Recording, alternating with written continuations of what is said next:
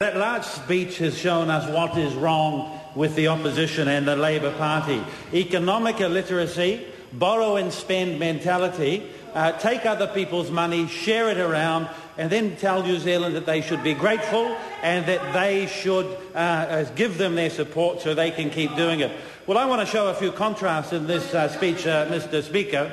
On the one hand, we have a government that's worked hard over 2.5 years to focus on education so our children can get more, so their mothers and fathers can be assured that they will have a better future. We have a government that's taken the hard edges of the recession, who have focused on jobs and who have been delivering for New Zealanders, and particularly looking at what more we need to do with that forgotten generation of young people that the last government over 9 years thought was okay to make dependent and give welfare to. We've made New Zealanders safer in the streets and in their homes through a raft of legislation around law and order. And to our two ministers, the Minister of Justice and the Minister of Police, can I thank them on behalf of my constituents for the hard work that they've done over 2.5 years to make this place, New Zealand, a safer country, and to make sure that those that commit crimes, who harm people in our communities, are held to account. Mr. Speaker, the economy with the budget this year, Bill English, our Finance Minister, has delivered a budget that gets New Zealand back on track.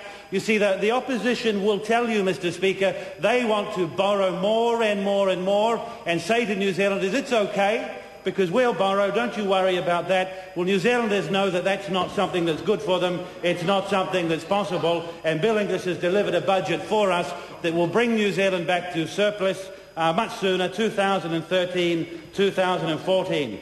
The other thing that we've done, Mr. Speaker, getting more from the public service. What that means to New Zealanders is for every dollar of income tax they contribute, that their public service is delivering more for them in hospitals, in schools, in the public service across the board. Now, on the other side of the House, Mr. Speaker, what is it we're hearing? Labour Party's shonky economic policies and proposals. And Anne Tolley, when she spoke earlier in this debate, was right.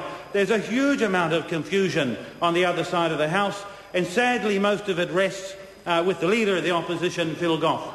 Now, to his credit, when he became the Leader of the Opposition soon after the last election, I think the Labour Party were right to have high hopes for him as a Leader of the Opposition. Well, today, Mr. Speaker, standing here, when we consider their high hopes for the Leader of the Opposition, Phil Goff, that hope has gone, and when one considers his economic policies, he might well be high from time to time, because they are crazy and they are disastrous for New Zealanders. Let's have a little look at this. What have we heard over the last few months of this year? Lots of promises to spend, lots of policies that for New Zealanders say, we will do more for you. But when asked where the money will come from, he has no answer to that. I think, from memory, up to $12 or $13 billion of extra spending. We heard that he might scrap something in the area of defence, which is a one-off spend, but $13 billion of additional spending, recurrent spending, year upon year upon year, that would have to be borrowed. Well, New Zealanders actually see through that facade. They know it's not good for them, and they're awake to some of the false promises that the opposition are making for them. Do you know what the problem could be, Mr. Speaker? I just worked out. When Mr. Goff first came to this Parliament, I think I was 13 years of age. Simon Bridges was probably 7 years of age, and I guess the current member for Rumataka, who will be the member for Rumataka for probably only about 4 more years. I think he was conceived 4 more months. He was conceived then. So what's happened in that intervening period? Well, we heard the last speaker from our side, Mr. Bridges from Tauranga, talk about asset sales, Mr. Speaker. Talk about asset sales. There was a wonderful column in the newspaper just today from John Armstrong, a very astute writer in the Herald. Labour's push against asset sales doomed to fail. Labour push against asset sales doomed to fail. We haven't heard a lot about that this week, but it's doomed to fail. Very astute reporter, that one. So what did Phil Goff do when he was in government?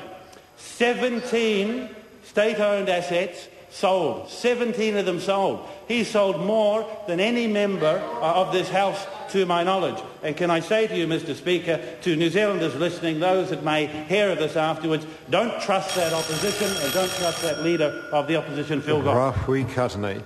Oh, beg your pardon. Point of order, the Honourable Trevor Mallard. I don't want to interrupt the member's speech, but I just ask you to reflect on whether his speech was actually a reflection on you as a more senior member than Mr Goff, as to being around here too long. Order. Well, Mr Speaker, it was pretty rough, I thought. Order, we're not going to carry on this nonsense. That's not a point of order. Rahui Katane. Thank you, Mr Speaker.